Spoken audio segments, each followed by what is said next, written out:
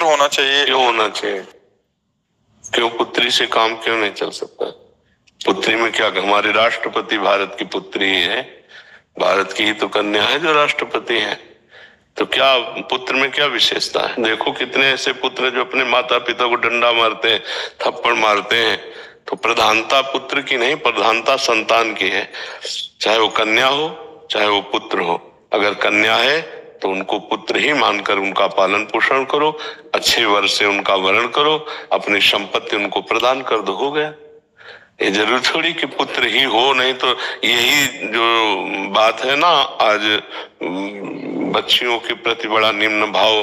गर्भ में अगर बच्ची है तो उसको नष्ट करवा देना, बच्ची पैदा हो गई तो पिता उदास घूम रहा है, 2-4 साल की बच्ची को किसी बहाने से निपटाने की भावना, कितनी ऐसी समाज में घटनाएं आती हैं। क्या बात है, ऐसी क्या नहीं हो सकती? हम तो यही दिखाना चाहते हैं। तो बच्चियों के प्रति ऐसा है भाव क्यों रखा जाता है कि पुत्र ही हो जाए? तो क्या पुत्र से स्वर्ग ही परम पद मिल जाएगा? क्या नरक भी मिलेगा? ऐसे जो दुष्ट नीच आचरण वाले पुत्र हैं उससे ना हो तो अच्छा है, जो कुमार्गगामी है उससे ना हो तो अच्छा है। पुत्रवती जुवती जग सोई, जो भगवान का भक्त। क्या सबरी जी का आज नाम जितने आदर से लिया जाता है, मीरा जी का नाम जितने आदर से लिया जाता है, महासंत है। तो ऐसे ना वीरता में, ना पढ़ाई में और ना किसी सांसारिक उन्नति में ये माताएं बहनें कम नहीं किसी उसमें।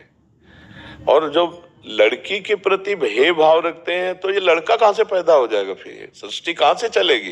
ये तो जननी है, पूरी सृष्टि की जननी है। और स्त्री स्वरूप होकर आप ऐसा सोचे तो आप भी तो किसी की पुत्री थी।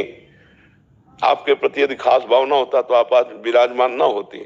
तो हमें लगता है पुत्रियों के प्रति है भाव, यही भावनाएं फिर जब, तो फिर उसमें बताओ, उसमें बहू का क्या मतलब? जो कोसती है सास और परिवार के लोग कि लड़की पैदा कर रही, लड़का नहीं पैदा, उसके पास बटन है क्या कि ऑन लड़का और ऑन लड़की? ऐसे थोड़ी। और हम कह रहे हैं लड़की में क्या कमी है? उससे भी तो हमको वही गति प्राप्त होगी, वही गति प्राप्त होगी जिसके गर्भ से पुत्री भगवान की भक्त और पतिव्रता और साध्वी, उसका परिवार तर जाए, 21 पीढ़ियां तर जाती, चाहे लड़का हो चाहे लड़की।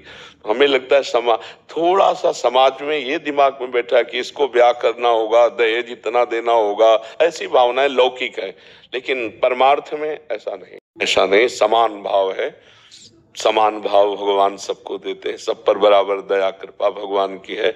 तो आप माता पिता पुत्र हो जाए अच्छी बात है, लेकिन पुत्र के लिए श्रेष्ठता का भाव रखकर बच्चियों पर हे भाव करना ये उत्तम बात नहीं है। ये बहुत पाप की बात है, इससे बहुत पाप होते हैं, बहुत पाप होते हैं। मान लो एक गरीब किसान आदमी है, उसके दिमाग में आए 2 पुत्रियां, कहाँ से लाखों रुपया लाएंगे, खेती बिकेगी, फिर वो उसके प्रति हे भाव रखते हैं। और कहीं ना कहीं मतलब वो ऐसे कितनी बच्चियों को हमें दिखाया गया जो कूड़ादानों में फेंक दी गई, बच्चियां छोटी छोटी, बोरे में बंधी हुई, कपड़े में लपटी हुई, नवजात, नाल छेदन भी नहीं हुआ, ऐसे फेंक दिया। अब बताओ, भगवान ये तो कहो उनको किसी ने देख लिया तो जिंदा पकड़ी, तभी तो क्लिप बनी उनकी, तभी तो। अब ये बात हमें बिल्कुल अच्छा नहीं लगता और हम कहते हैं उन माता पिता की दुर्गति पक्की है जो अपनी बच्चियों के साथ ऐसा व्यवहार करेंगे। कैसे, मतलब कैसी माँ है कि अपने बच्चों में भी भेदभाव रखती है? ये तो बिल्कुल नाबुद्धि की बात है।